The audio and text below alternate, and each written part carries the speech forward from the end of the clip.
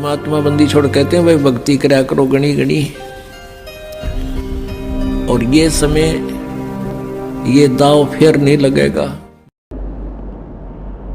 भाई नामदेव नाम निरंजन राते जाकी छान छवाई, यानी भक्त पूर्व जन्म के संस्कार से। देखो पुण्यात्मा, मंदिर में और मूर्ति की पूजा मेरे ख्याल में हिंदू धर्म में सबसे गणी है, और आज तक किसी की मूर्ति ने दूध ना पिया नामदेव ने छोड़ के।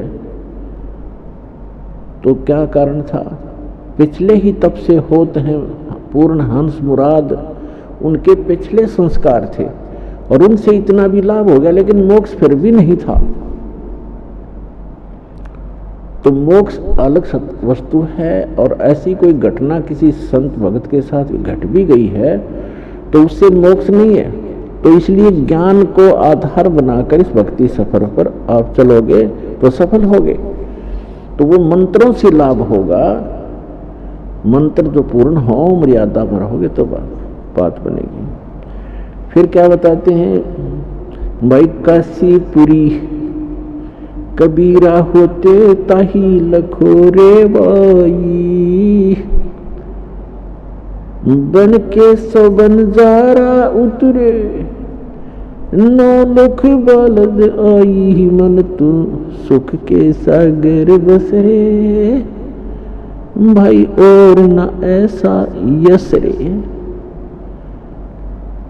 अब कहते हैं साईं इतना दीजियो जामे कुटुंब समावे, हम भी भूखे ना रहें अतिथि न भूखा जावे। परमात्मा ने हमें आकर के सब मार्ग बताए हैं। अब जैसे स्वामी रामानंद जी को परमात्मा मिले, सचखंड लेकर गए, फिर वापस छोड़ा, तब उन्होंने कहा था दो ठोर है एक तू, कबीर भगवान को कहा था। 104 वर्ष के स्वामी रामानंद ब्राह्मण थे, महर्षि, वेदों के गीता पुराणों के मर्मज्ञ ज्ञाता माने जाते थे। परमात्मा से परिचित होने के बाद कहते हैं कि दो ठोर है एक तू, भया एक से दो, और गरीब दास हम कारणे तुम आए हो मगजो। फिर क्या बताया है कि तुम साहिब तुम संत हो, तुम सतगुरु तुम हंस, गरीब दास तेरे रूप बिना और न दूजा अंश। बोलत रामानंद जी और सुनो कबीर करतार, गरीब दास सब रूप के तुम ही सृजनहार। मैं भक्ता मुक्ता भया कर्म कुंड भयो नाश, गरीब दास निज ब्रह्म तुम, मेरा हो गया दृढ़ विश्वास।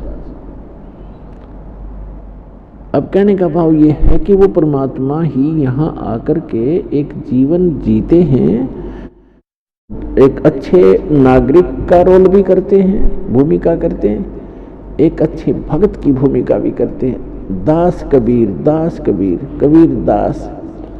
सर्वसमर्थ होते हुए कहा कि यहाँ के लोक में ये लोक सब नकली साहबों का है, और यहाँ जो साहब बनेगा वो खराब होगा, और जो दास बनेगा वो पार होगा। तो यहाँ परमात्मा ने एक रिहर्सल करके दिखाई, कबीर दास कि मैं दास कहूँगा, मेरे बच्चे भी ऐसे बोला करेंगे तो इनका कल्याण होगा, अहंकार घटेगा, अहंकार जिसके अंदर है वो परमात्मा दूर हो जाते हैं। तो इस प्रकार परमात्मा हमें एक रिहर्सल करा करते और हमें विश्वास दिलाना चाहते थे कि तुम मुझ पर ऐसे विश्वास करो जैसे मैं कर रहा था भगवान पर। अपनी ही लीला डबल डोल करके बता रहे हैं कि एक अच्छे भक्त को इतना विश्वास के साथ मेरी भक्ति करनी चाहिए। जैसे परमात्मा कपड़ा बुनते थे, कबीर भगवान सारी सृष्टि के रचनहार, सबके पालनहार, अनंत कोट ब्रह्मांड जिसके वचन से चल रहे हैं, वो एक झोंपड़ी में रह रहा है, कुटिया में, और कपड़ा बुनता है। उस कपड़े को बुनकर जो भी मेहनताना मिलता है उससे अपना परिवार पोषण करते हैं। परमात्मा का परिवार कौन कौन थे? उनके कोई पत्नी नहीं थी, विवाह नहीं किया था। नीरू और नीमा नाम के दो दुल्हे थे, उनको परमात्मा लहर तारा नामक तालाब के ऊपर प्राप्त हुए थे कमल के फूल पर शिशु रूप में। तो वहाँ से वो ले आए थे उठा करके, धीरे धीरे बड़े हुए, फिर जुलाहे का काम करने लगे, अपने मुंह बोले माता पिता के साथ हाथ बटाने लगे। और एक लड़का और एक लड़की, ये दोनों मृत जीवित किए थे भगवान ने, 12-13 वर्ष के थे दोनों ही। तो ये बच्चे अपने पास रखे थे पुत्र पुत्री के रूप में। ये परिवार था। ये परिवार इसलिए अनिवार्य था, दाता ने दिखाना था कि परिवार के पोषण के लिए अपना निर्वाह भी करते रहो, भगवान में कोई बाधा नहीं आओगी, भक्ति भी करते रहो। भक्ति तो ऐसे आसान है, काम करते करते नाम उठत नाम बैठत नाम सोत जागबे, नाम खाते नाम पीते नाम से तिलागबे।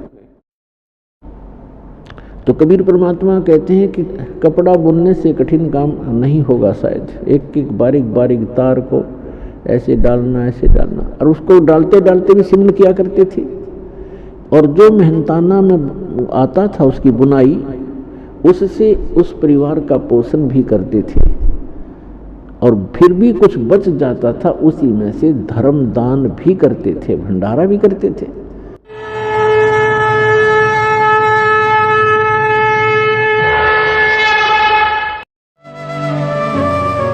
वीडियो बारे अपनी राय कॉमेंट सेक्शन विच सानू दसो अते अपने मित्रों नाल ए वीडियो शेयर करना ना भूलियो।